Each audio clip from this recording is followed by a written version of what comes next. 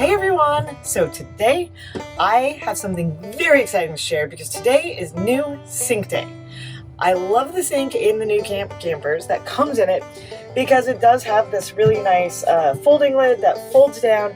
But the one thing I'm not super thrilled about is just that when you're trying to wash something really big, it's hard in this sink. And I think it would be awesome if there was a little bigger sink and a faucet that was a little bit taller.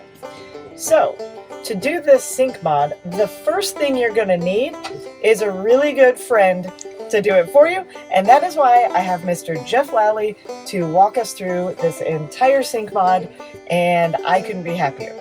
So let's go.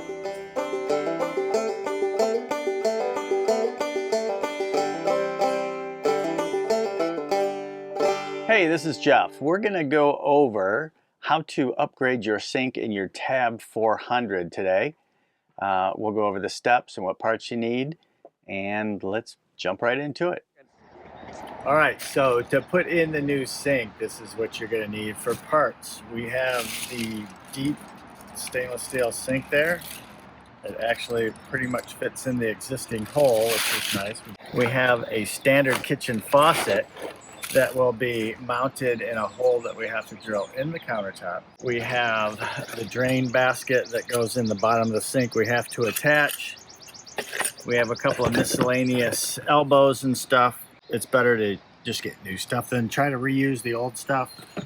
And then the hardest part was just to find the union for the ABS plastic pipe so you can connect it, the union, so this spins, this part doesn't.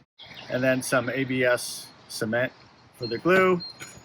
The one thing you need also is on this faucet, it had smaller connections here, so this is a conversion to go from the check valve that's in the trailer to go on the supply lines into the faucet, so it's just an adapter. Those are pretty much the parts you need, and some silicone just to go around the bowl of the sink when you drop it into the counter.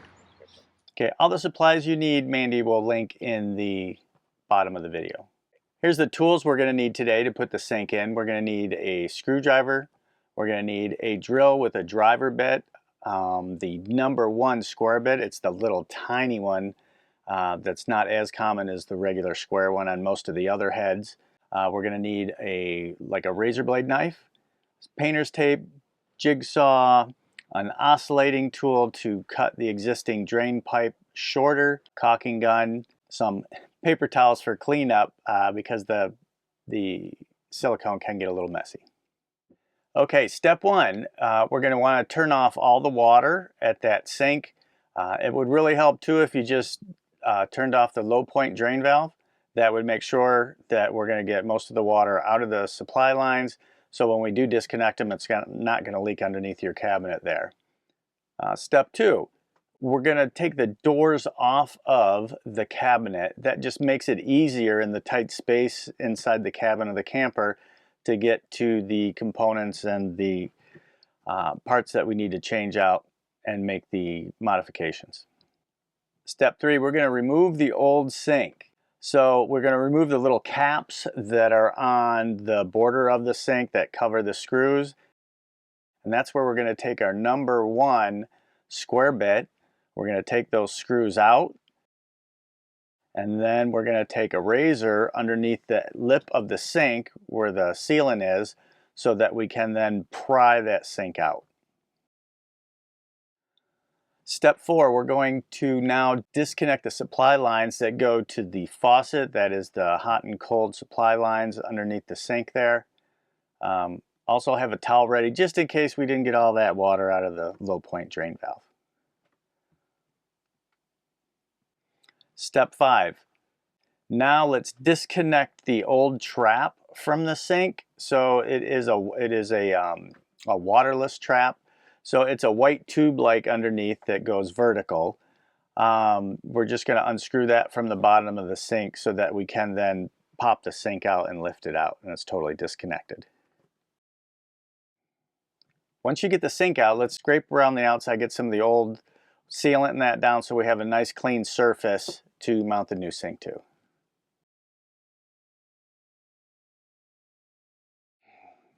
All right, step 7 here.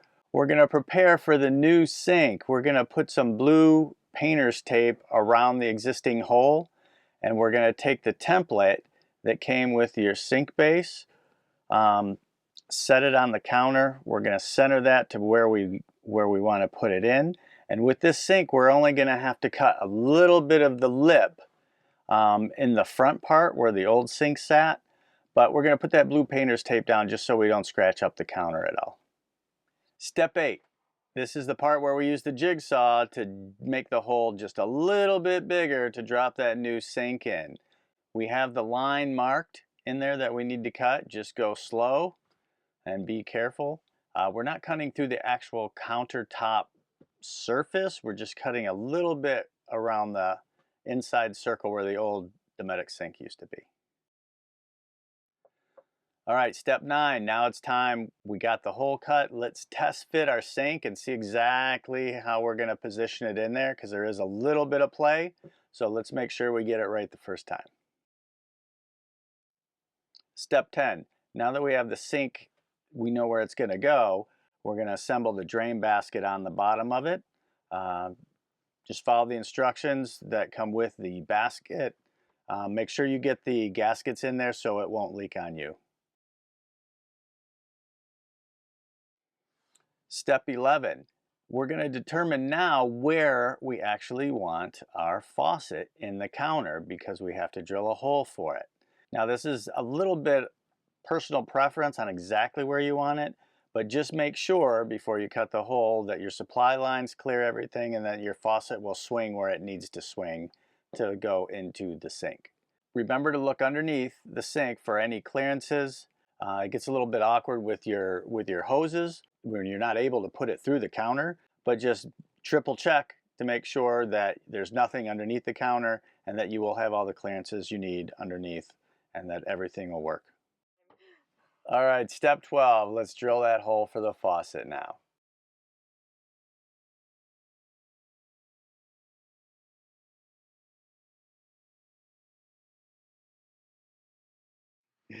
All right, step 13, now that we have the hole in the countertop, let's put the faucet down in there, make sure everything is going to be long enough to connect the supply lines, which it should be because these faucets come with very long supply lines.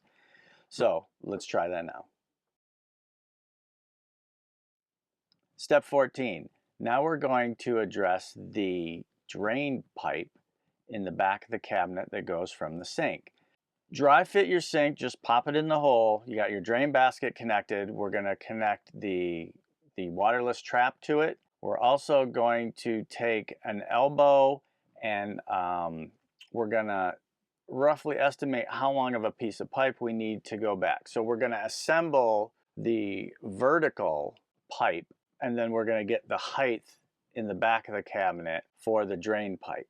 So basically we're going to dry fit everything, eyeball it, make sure it lines up, make any fine adjustments, and you want the trap and the drain pipe to be pitched just a little bit down so that it will drain properly and not just sit in that trap.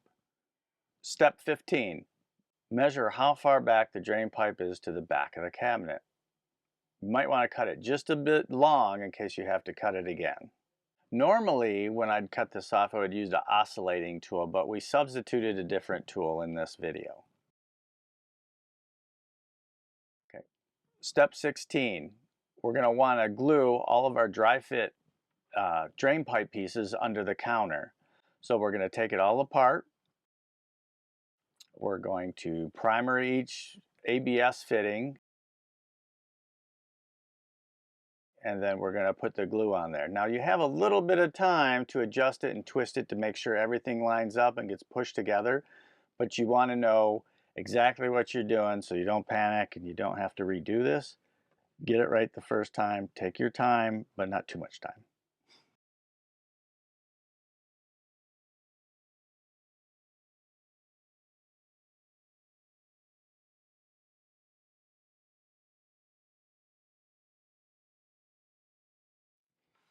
All right, step 17.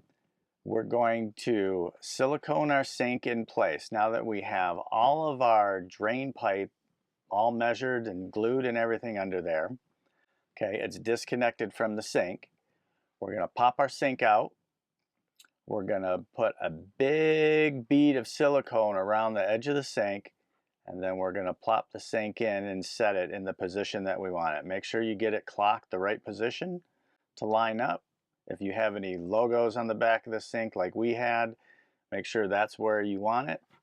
And then set it into the silicone. If you have some clamps or something around to clamp it down there so it stays.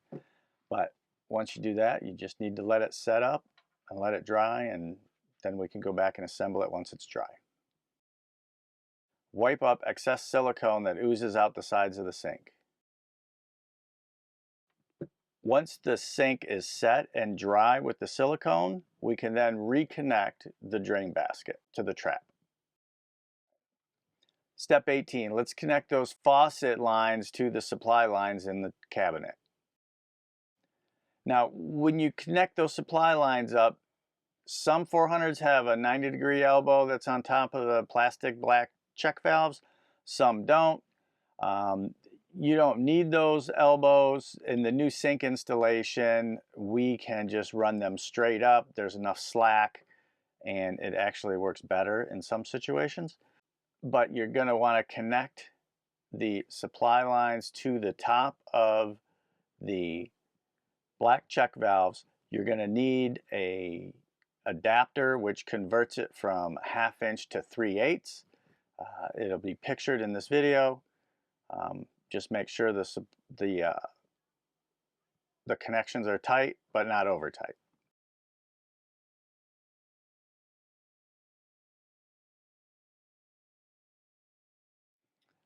Okay, step 19, we're just going to double check all of our connections are tight, the drain and the supply lines, and then we're going to turn on the water and test to make sure nothing leaks. All right, step 20, have a drink and enjoy your new sink. Cheers. Love and light. All right, everyone, I have to admit, it is 1 year since we have gotten our sink upgrade. And why am I still adamant about getting this video out is because it has been one of the best upgrades I think we've done to our camper, and I still really, really want to share it. So 1 year later, our opinion is it's absolutely amazing. We can fit bigger pots and pans in the sink for washing dishes. We had a friend help us make a little board to cover it.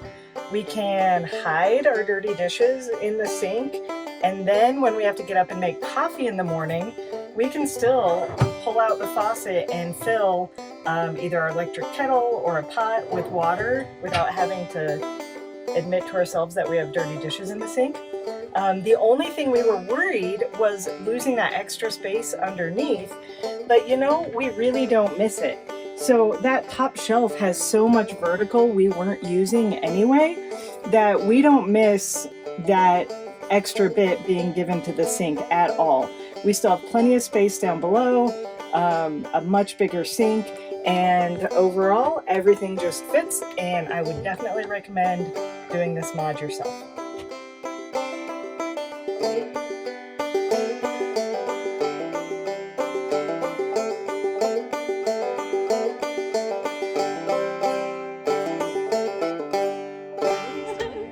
All right, cheers to Jeff. Cheers to Jeff. It's the only one working. This is awesome.